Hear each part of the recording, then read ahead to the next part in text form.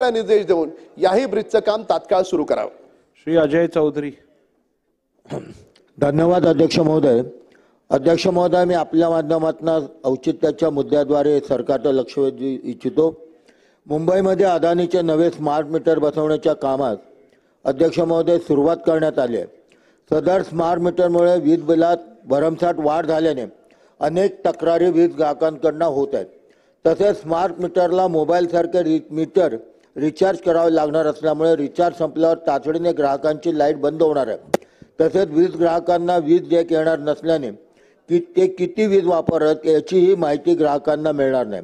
अध्यक्ष महोदय, संपूर्ण भारतात अदानीच्या विद्युत मीटरनं स्मार्ट मीटरना मोठ्या प्रमाणात विरोध होत असताना महाराष्ट्रात अदानीने बेस्ट उपक्रमाला स्मार्ट मीटर लावण्यात नेमक्या कशाच्या आधारावर परवानगी दिली याचा विचार करणे आवश्यक आहे।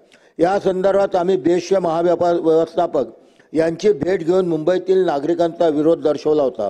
तसेच विधिमंडळाच्या अधिवेशनात तत्कालीन माननीय उपमुख्यमंत्री तथा ऊर्जा मंत्री यांनी स्मार्ट मीटरला लावण्याची सक्ती करण्यास स्थगिती दिली होती। या संदर्भातील पत्र ब्रेस्ट प्रशासनाने आम्हास दिले होते, परंतु असे असतानाही निवडणुकीनंतर ब्रेस्ट प्रशासनाकडून स्मार्ट मीटर लावण्याची सक्ती केली जात आहे। तसेच अदानी आणि बेस्ट उपक्रमांमध्ये विद्युत स्मार्ट मीटर लावण्याबाबत झालेल्या कराराची प्रत शासनाने उपलब्ध करून द्यावी।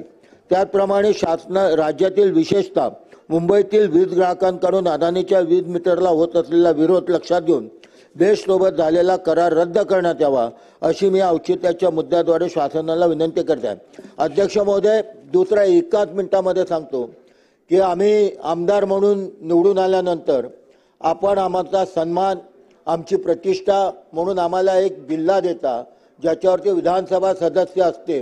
अध्यक्ष महोदय, या वेळेला दिलेले जे बॅच आहेत ते एवढे निकृष्ट दर्जाचे आहेत। माझ्या माहितीप्रमाणे 70 ते 80 बॅच तुटले गेलेत एका दिवसात आणि परत आलेले आहेत। माझा बॅच देखील तुटला आहे आणि अध्यक्ष महोदय अतिशय गंभीर बाब आहे। म्हणून अध्यक्ष महोदय, आपण याची सखोल चौकशी करा आणि कोणी हे बॅच बनवले अत्यंत निकृष्ट दर्जाचे आहेत। आणि इतकंच नव्हे अध्यक्ष महोदय, त्याला फिनिशिंग देखील नाही, त्याची काठ एवढी धारदार आहे ती हाताला लागते, एवढे रफ बॅच बनवलेले आहेत। म्हणून माझी आपल्याला विनंती आहे, कारण आपलं अतिशय बारीक लक्ष असते, आपण बनवलेलं दालन, आपण बनवलेलं विधानसभेचं सभागृह हे अत्यंत देखणं आहे, म्हणून आपली बारीक नजर असते। या बॅचच्या संदर्भात कोणी हे बनवले, कोणी हे उपलब्ध करून दिले त्याची चौकशी करा आणि लवकरात लवकर हे बॅच देखील बदलून द्या, कारण की आमच्या आमदारांची या संदर्भातली संपूर्ण माहिती घेऊन निश्चितपणे त्यावरती उपाययोजना केली जाईल। श्री